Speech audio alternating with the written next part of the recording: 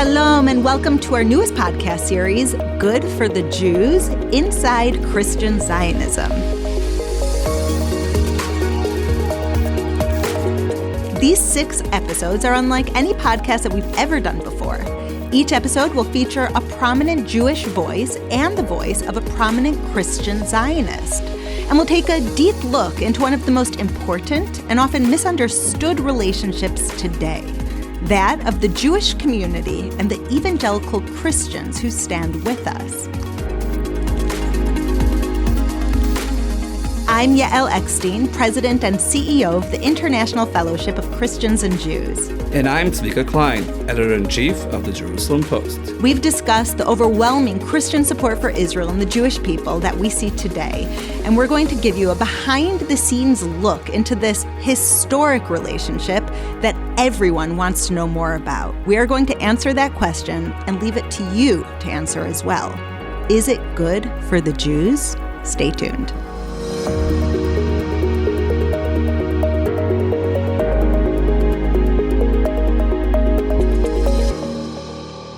Today, I am so excited to have with us Reverend Dr. Johnnie Moore, a leading voice at the crossroads of faith and foreign policy, especially in the Middle East. He is president of the Congress of Christian Leaders and a former commissioner of the United States Commission on International Religious Freedom.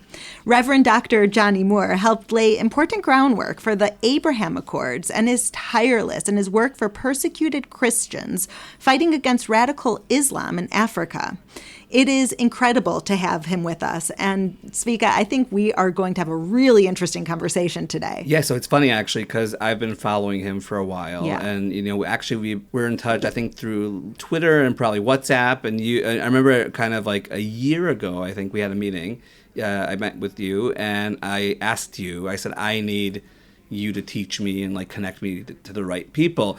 And you said, Johnnie is like, start with him because he is like, he gets it. Yes. That's what you said. He gets it. Yes. He knows the Jewish community. Right. Though he's not Jewish. Yeah. And we'll hear about that. But he just, he understands where we are coming from. Right. And he knows how to explain what he and, people like him represent. And it's just so interesting also just to follow him on social media. And sometimes you're like, whoa, this guy's like more Zionist than I am, or more pro. You know what I'm saying? He's like, he's unapologetic. Yeah. We're like, for us, it's like, personal, or I don't know. It's like we're embarrassed sometimes to be that vocal. And for him, it was just, just natural. It is such a fundamental part of his faith as a Christian. Right. And as a leader, he sees being pro-Israel, outwardly pro-Israel, right, as part of his core identity. Right. And also, I think, and we'll hear about it, he, the whole take on, Zionism and Christianity, I didn't even realize how deep that connection was back in the days of Herzl, the person who established modern day Zionism. But also, I think it's interesting because Johnnie also, he's in business or advertising, right? Yeah. He's a businessman. Yeah, but he's also a faith leader. Oh, yes. Right? Oh, yes. I don't know how that works together, but I guess... He's a little bit of everything. I know some rabbis who do business. Yeah, he's a business leader, he's a faith leader, and right, he's involved in politics as far as moving these core Judeo-Christian values forward right, in order to build historic agreements like the Abraham Accords. Right. It's actually interesting. We were looking for photos recently about this, right? There's this, I think it's a task force, something with like the president and religious leaders, and there was a picture both from the first administration of the Trump administration and now of like these leaders, and they're all closing their eyes and putting their hands either on him or towards him. Yeah. And Johnnie's there. Yeah, the spiritual advisory board. He's on it. So very excited. Let's start. Let's do it. Yalla.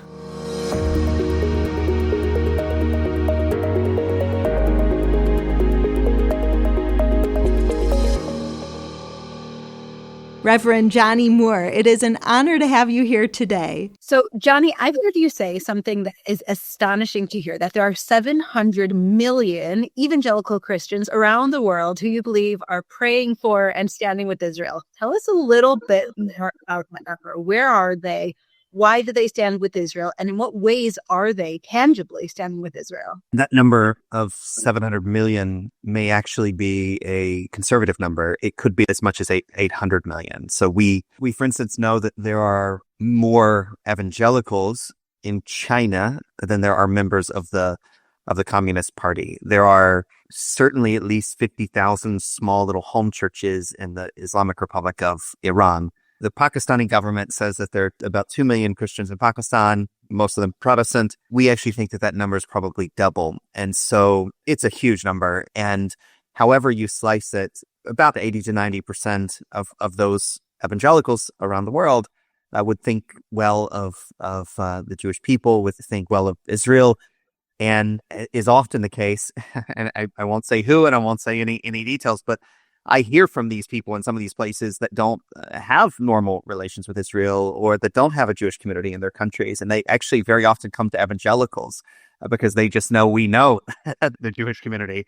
And so, yeah, it's amazing. There are all kinds of reasons for it. We can go into that in detail, but I would say it's both cultural and it's theological. So you grow up culturally, like I did in the South, never meeting anyone who was Jewish until I was an adult. I just caught this. It wasn't taught to me. It was caught to me in my small town in South Carolina. Like, we, as Christians, we love Israel and we love the Jewish people. That's who we are. What did you know when you were, growing up? Or what was your assumption? Jews or of Israel? Well, first of all, because of the modern state of Israel, all these places we read about in the Bible are there.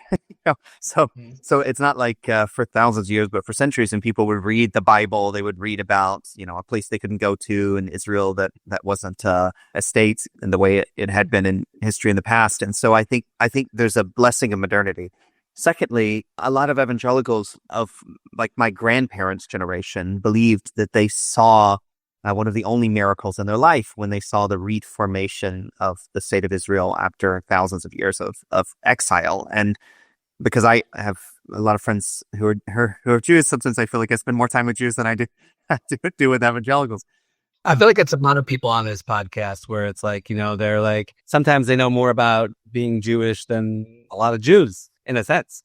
Yeah. You said it would be offensive, so I'll for Christians to discover their biblical roots. Though. Right. This episode is called From Genesis to Jerusalem, and it's just as relevant for Jews as it is for Christians. That when evangelical Christians study the Torah, they're learning about Beersheba and Jerusalem and all these places. We're sitting in Jerusalem right now, looking over the beautiful mountains and the rain that's directly connected to prayer. And so I think it's an incredible thing, but it's not, for me, it's not something that's mind-blowing that Christians know so much about the Torah, because that is the foundation of their faith. If they want to know more about Jesus, then they have to understand what Jesus was studying. Yeah, but you also grew up like understanding this, and most of us didn't, right? So like for you, it was kind of... It's an eye-opening fact. Yeah, for me, definitely. Was the first time I actually met Reverend Johnnie, I said something about a Jewish text, and he said, "Oh, I know all about Jewish text. I have a lesson a day in my pocket. I never travel without the Chafetz Chaim."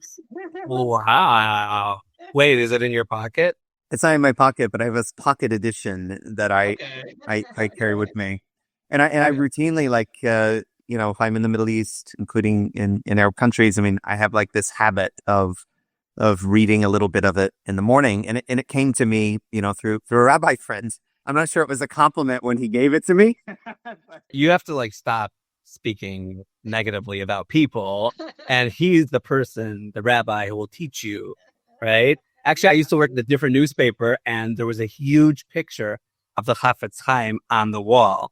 And for those who maybe don't understand what we're talking about, it's basically a book about, not speaking Lashon Hara, not speaking negative things about different people. So in a newspaper, to have a big picture of this guy on the wall is kind of, it's a big deal. You don't want to gossip next to the picture. A moral compass. Yeah. But it's not just that speaking negatively. It's also like complimenting someone if it isn't sincere. We think about negative speech as being a lot of gossip and lying and all of this. But I mean, one of the things that really strikes me with the Chafetz Chaim is, how he teaches that this is such an insidious, dangerous part of the human being that you have to like every single day pay attention to every part of it so that you don't speak ill.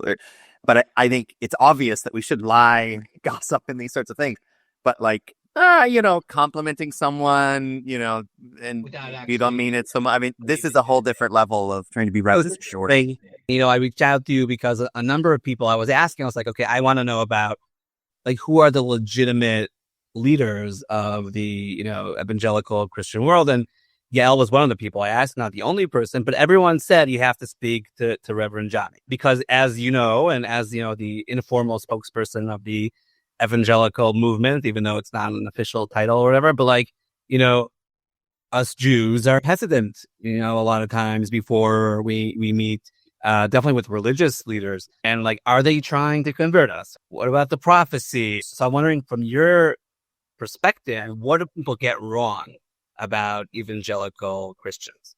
Well, I'm going to quote my friend and legitimate mentor in this, which is Yael. And one of the things that Yael said to me long ago, and I'm not sure if Yael even remember it, but the Jewish community is wise not to let their guard down when Christians, or I might add politicians, anyone comes rolling in, because about every 75 years in history, someone decided to kill all the Jews, and most of the time it was a Christian. But as an evangelical, I didn't even grow up knowing the word anti-Semitism. When evangelicals learn about the stories of Christian anti-Semitism, I know every single one of my Jewish friends knows this, but we don't know this, and we're mortified by it. And I have several personal missions. One of them is to get, Christians to read what we call the Old Testament as the Hebrew Bible. I also want to get Christians reading the weekly portion with the Jewish community. You get Jews to read it? Because that's your department. But in all of this, we have to educate the Christian community, which is another one of my goals. I need to get Christians to understand the history of Christian anti-Semitism. So look, as an evangelical, I don't judge anyone in the Jewish community anywhere in the world, including in Israel, for being cautious with us. But we are hugely, hugely misunderstood. And in my case, I'm barely in, but I'm a millennial evangelical, right? So it just, by the nature of how we grew up, we're different. So we're not considerably less pro-Israel or pro-Semitic. Maybe it's 1 or 2 percentages, but actually it has grown in the last 2 years. But we also have a different approach than our grandparents' generation or our parents' generation. And the best explanation for why evangelicals feel good about the Jewish community or support the state of Israel, I always say, is encapsulated in a very simple sentence. And that is, that your book is our book. Your heroes are our heroes. And while we interpret them differently sometimes, maybe misinterpret them sometimes, your values are our values. And this is the core. This is the foundation. And sometimes evangelicals don't know how to articulate that. The Jewish community sometimes doesn't know how to think about it. But I also like to remind, particularly in Israel, as we're looking at this, anti-Zionism being the new face of anti-Semitism, I really like to remind my Israeli Jewish friends, who very often think evangelicals are how to get them somehow, in my experience, that actually we as non-Jews have been involved in the Zionist movement from the very beginning. Theodor Herzl invited a dozen Christian friends of his to attend the first Zionist World Congress. Among them was Henri Dunant, who founded the Red Cross. And Max Nordau wrote Henri Dunant because he was sick and so he couldn't attend. But he was such an important voice in the movement that Theodor Herzl mentioned him in his final speech at the first Zionist World Congress. And Max Nordau wrote a letter to Henri Dunant, which says, one of the things I'm concerned about is you have so many accolades in life because of all the people you've saved, all the things that you've done, that when the Zionist movement comes to its full fruition, people will forget your contribution. And which is particularly poignant now as we watch, after October 7th, as the Red Cross, the organization he founded, and he was the recipient of the first Nobel Prize and an additional one for it, having not found a way to visit a single hostage over a year and a half. But Henri Dunant, their founder, was a Christian Zionist, and so we've been in this from the beginning. And Herzl also said of Thomas Heckler, who was a British minister who was attached to the British embassy in Switzerland. By the way, he references 150 times in his diaries. And he says of Heckler, he says, while I view my movement as a secular one, Thomas always reminds me that it's a biblical one. And it's a fascinating thing. So he's running parallel forever. Send me that. I'm dying to read that. I think it's fascinating. It's an incredible thing, Johnnie, to remember that Christians from the beginning have been standing with Israel, because the reference that we have is really that the church led way to the Holocaust, that they had replacement theology and all the blood libels, that 70% of Nazis identified as Christians. And that's where it's been a journey for me, really seeing how evangelical Christians are different and relate to the Catholic Church. I've actually heard evangelical Christians say, Catholics aren't Christian, they're Catholic. And that's something that's been a fascinating journey for me and for most Jews, with the difference between the denominations of Christianity.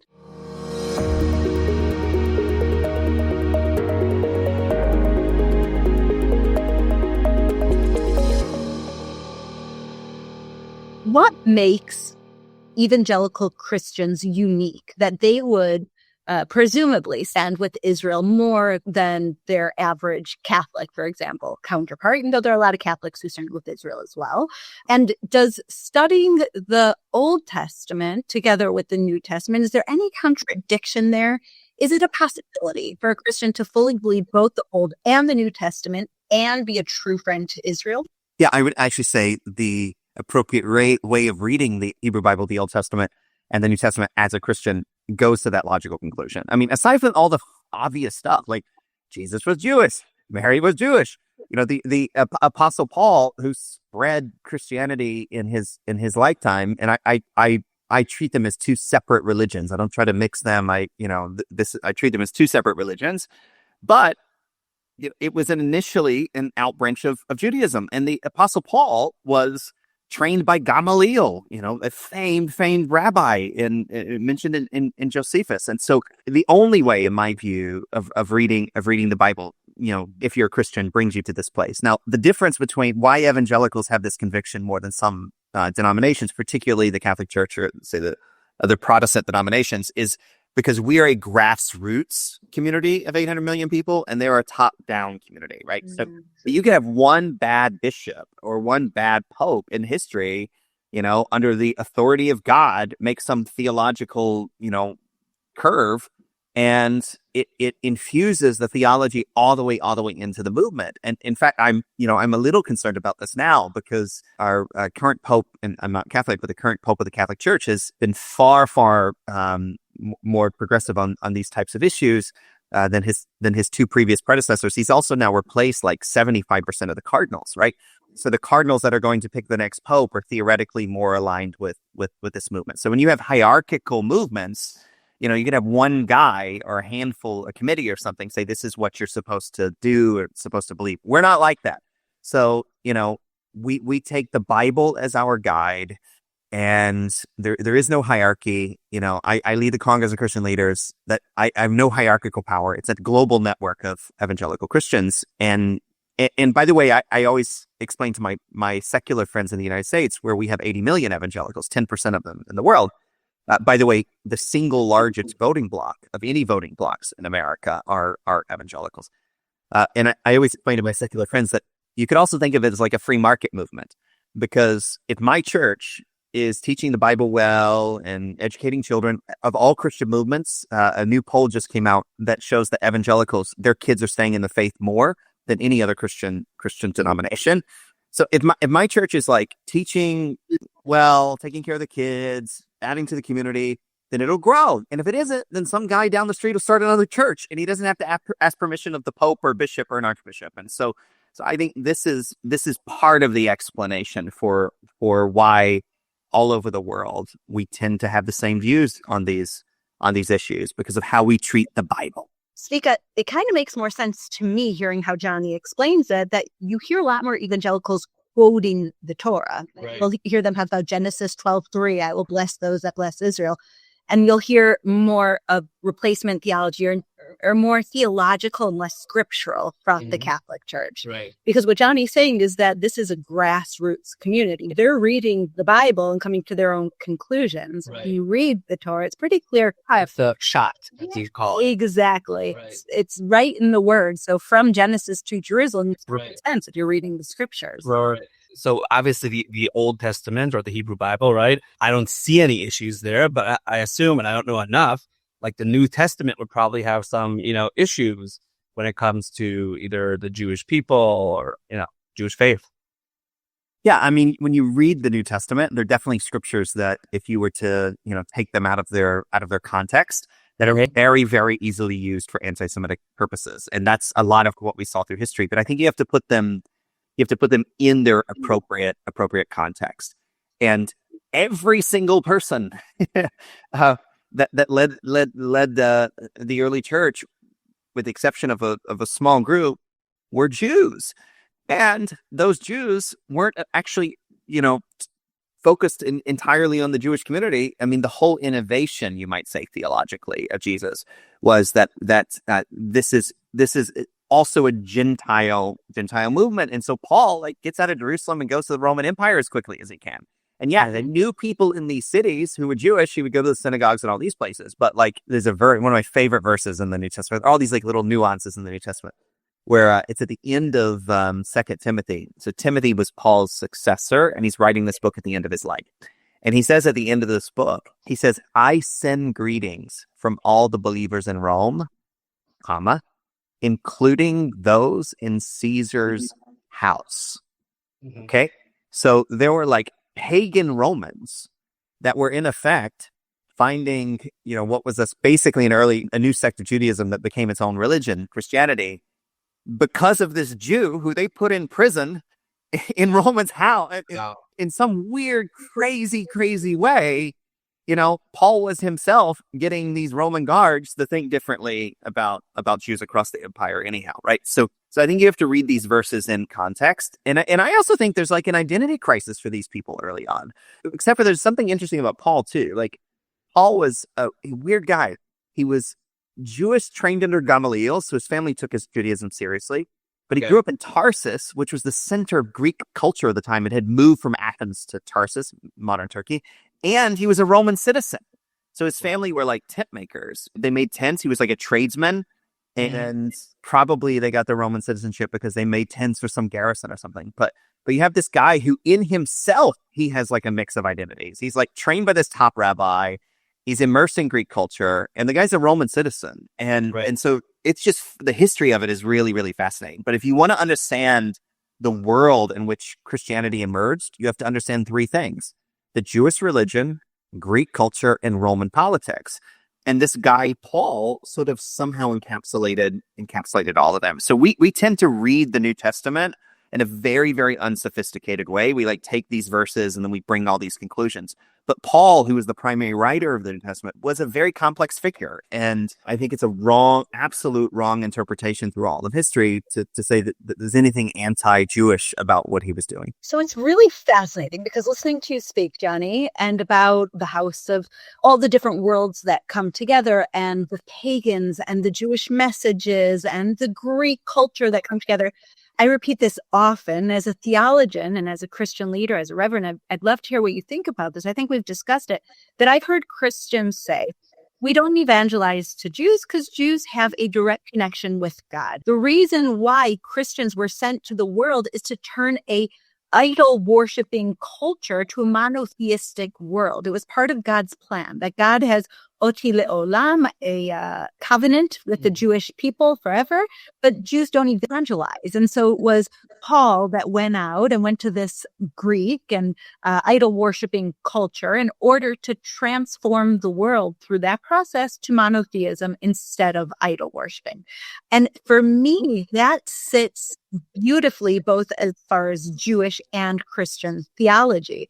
As a Christian leader and thinker and philosopher who's very familiar with the Jewish world, what do you think about that? I'll tell a story. When Billy Graham visited Israel, and remember, Billy Graham was probably more responsible than anyone for the growth of the evangelical movement around the world post-war. Okay, so there was the modern evangelical movement began in Los Angeles, the early 20th century. And it grew from there. And then post-war, Billy Graham traveled all around the world doing these big stadium events, calling for people to convert. But when he arrived in Israel, and this was a different time, and this was the only question on the minds of everyone when he arrived, and they put the microphone in his face, and he said, "I came to Israel to thank the Jewish community for converting us because Jesus was a Jew." And I think very, very simple snapshot is indicative of the way the evangelical community and Billy Graham, the great evangelist of the last century and perhaps of all of history, second only to the Apostle Paul, the way evangelicals think about the intersection of our Christian belief and the Jewish community. So people can believe what they want to believe. People can change their beliefs as they want to change their beliefs. But this idea that evangelicals are solely focused on proselytizing the Jewish community or proselytizing at all, I mean, I think this comes from a place of skepticism. And if anything, evangelicals sometimes feel stuck in their belief because they feel one way about the rest of the world and slightly different about the Jewish community. And I think it's a hard question for a lot of evangelicals.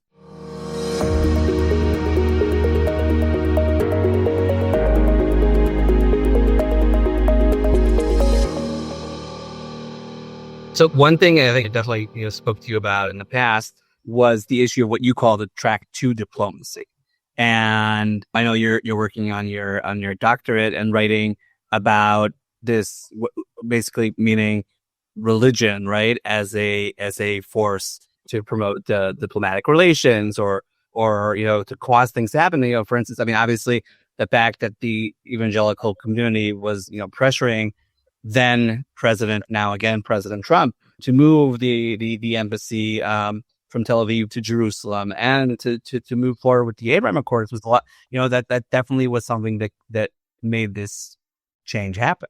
Yeah, I mean, what people don't know about the evangelical community very often is we have a long history in the Middle East. By the way, in the world, because the first modern hospital in China was started by evangelicals. The first hospital in the UAE, by the way, the UAE is like 54 years old or something. 64 years ago, 10 years before the UAE came together, a Christian couple, a doctor and a nurse, went to the UAE. They ran into Sheikh Zayed, who was the founder of the country, and he gave them land to start a hospital, and so a maternity hospital. And so the president of the UAE, MBZ, the foreign minister, ABZ, countless ambassadors, including the one to the United States, they were all born in the hospital started by evangelical Christians. They played around the children of these evangelical Christians. And by the way, Alabama, where the evangelicals are knowledgeable, is what you're saying. There's a certain profile that Americans might have about evangelicals that's just not accurate. Or Israelis have about evangelicals. Like, who would ever think Middle East? Right. Like, what's... Yeah. I mean, I can tell you right now, in countless homes in Saudi Arabia, the people that are caring for the children of many of these people are Filipino evangelicals. It is all over the world, our community. And this is where the evangelistic instinct of evangelicals, is something that push the community into the world. Because, there's many Filipinos in Israel, mainly working with, let's say, elderly or hospices, etc. And they're all just like amazing. And they're all like, the connection that Israelis have with that is very different than other, foreign workers. And I never even thought about that connection. Sometimes I go into elderly. They're also they're very spiritual. I go into elderly homes and they all follow me on social media. Oh, really? You're a celebrity in the Filipino world. What it shows me is that You're a celebrity in different communities, but also in the people. that they're here in Israel, but they're in order to help care for the elderly, but they're connecting spiritually. It's fascinating what I hear Johnny saying is it's no wonder they've been the leaders of building this historic peace in the Middle East. Yeah. They're not just coming as American evangelicals. They have a deep personal knowledge, interest, experience in what's happening in the Middle East, coupled with a real philosophy and foundation of love and brotherhood that's able to forge that. And just relationships. I mean, I always say in the Middle East, like the most valuable commodity in the Middle East is not oil or gas, it's trust. And we have a long trusted relationship with the Jewish community in Israel. And we have a long trusted relationship with many in these Arab countries. And one everyone knows about, the other one not so many people know about. The one is different. I mean, our relationship with Israel and the Jewish community is like, it's inside of us in a different way, but we have friendships across the board. And by the way, there's a long history of this. In April 1978, when the negotiations between Egypt and Israel sort of fell apart, Anwar Sadat had visited Israel, and afterwards, Egyptian embassies were bombed, everything was falling apart, negotiations it all fell apart. And the Egyptians invited a group of American evangelicals to visit Egypt. And they met with Anwar Sadat.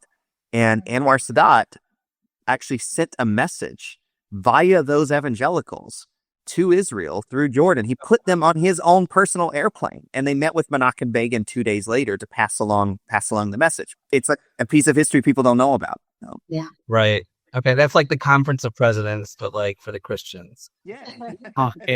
Very Jewy comment there. And so you're very active on social media, and you're in the whole media or advertising or whatever world. And I'm wondering, we discussed it a lot here, in the newsroom. Is social media, did it take over traditional media or not? My take is there are many social media influencers, and some of them are doing good stuff or whatever. But I think in a certain way, if you want to influence opinion makers or politicians, whatever, it's not going to be a social media post. It will be an editorial, an op-ed, an article, data. So like it's limited, but obviously they both kind of, many articles are about the influencers and many posts are sharing news, right? So I'm wondering when it comes to Israel and also with fighting anti-Semitism, sometimes we feel like we're in this bubble where there's a lot of good things going on, but then the reach is very kind of tribal. It's the perfect person for this question because he is a media guru globally. This has been his life and DNA forever. And he's also both on the social media world, a huge influencer, and he also speaks both to American politicians, Middle East politicians, Jewish synagogues. I joke sometimes, some weeks Johnny's in synagogue more than I am. Okay. And Christian leader. So I'm actually interested to hear Johnny's perspective on it. You're probably at church more than him. That's funny.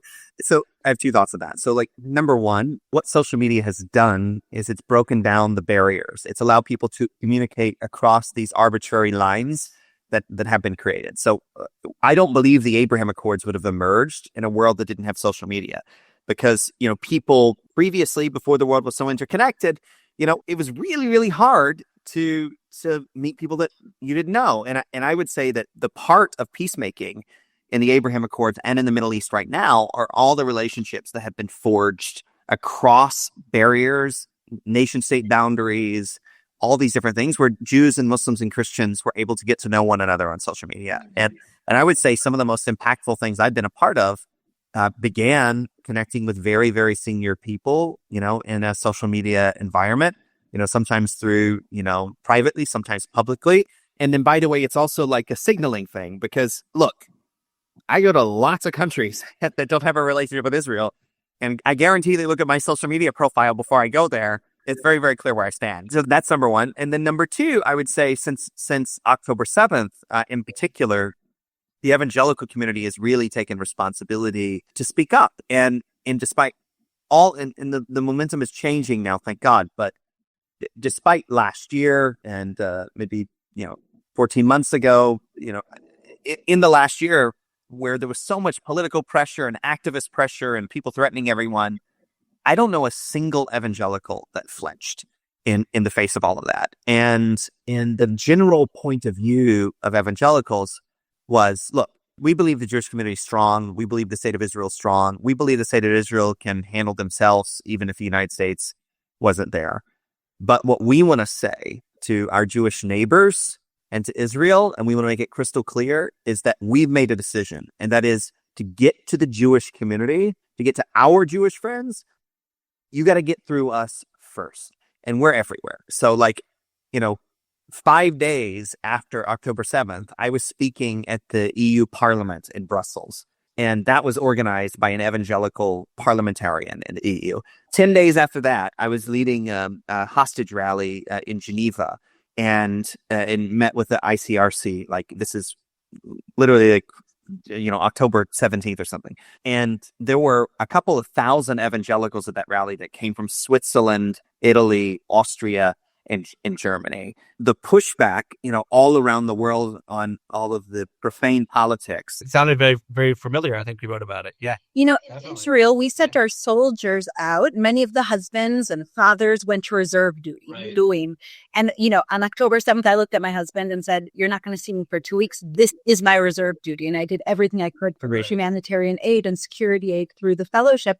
And what we forget is that millions of evangelical Christians have been on this reserve for the past year and a half on Israel's behalf as well. We've seen it through our flags of fellowship. When Johnny's talking about that silenced majority that need to make these connections through social media and come out and protest in support of the hostages in Israel. On October 7th, we had hundreds of thousands of Israeli flags through the fellowship planted on church grounds. And Les said, the enemies of Israel burn the flags. Jews are scared to wave the flags, so Christians will do that. It's historic. And in the United States, I would say, no question, it was the evangelical community that made the hostage issue a Republican issue. Mike Johnson, days after being elected speaker, gave his entire daily press conference to hostage family members. And so, I think there is this amazing dynamic around the world where we're just everywhere. We're not as organized outside the United States as we are. That's something we have to work on a lot. Brazil is now a majority evangelical country. It's no longer a majority Catholic country. Okay, that's a good thing for us. I think so. Yeah.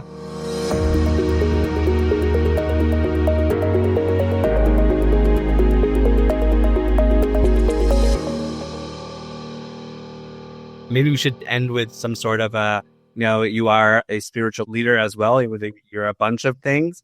Let's give us something positive, something spiritual to look forward to. I'm a total optimist. When I look across the world and I travel around the world, I don't believe at all that we're seeing the beginning of a new era of conflict and a new era of persecution and a new era of anti-Semitism. I actually believe we're witnessing the last gasp of an old era, the last gasp of these extremists. And the most incredible thing for me has been in the United States to watch this amazing bridge that has been built between conservative evangelicals on the right and even very, very progressive Reform Jews on the left that have come together in the last year, and we've just met each other for the first time. I've spoken myself to 400 rabbis or something in the last year and a half, across the spectrum. And so this is not the beginning of a new era of conflict. It is the end. It is the end of a generation of conflict. And I believe God is going to bless us with peace going forward. But one of my rabbi mentors told me, my evangelical friends and me, we both believe in miracles, but you guys rely on them. And I went back to him and I said, no. I said, we believe in praying like everything depends upon God and working like everything depends upon us. And that's what we have now. We have a world, the second largest Christian movement in the world, second only to the Catholics, is our community. And now we know one another. Not the beginning of a new era of conflict. It's the first chapter in an era of peace. That's what I believe.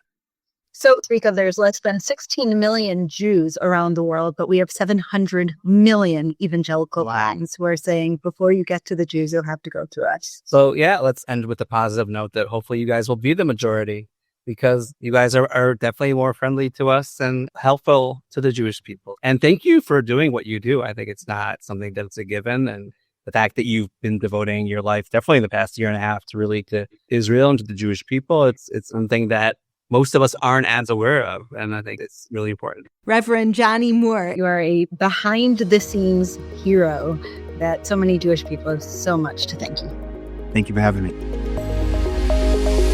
Thank you so much for joining us in this podcast series, Christian Friends of Israel and Is It Good for the Jews? I know that you must have a lot of thoughts, and I hope that we're providing lots of answers. And if you want to be engaged further with me and Zvika, you can follow us on Instagram, Facebook, LinkedIn, and of course you can visit our websites at jpost.com and ifcj.org. This is one of the most important relationships that we see growing. This is good for Christians, this is good for Jews, and this is good for the world. For the first time in history, the Jewish people have friends. And I hope that you understand this friendship a little bit deeper because of this series. Thank you so much for joining me and Zvika. And if you enjoyed it, make sure to share it with your friends. We have to get the word out. More people have to understand evangelical Christian Zionists, why they stand with Israel, and why this is so important. So share it with a friend, share it with your family, and we look forward to being in touch with you.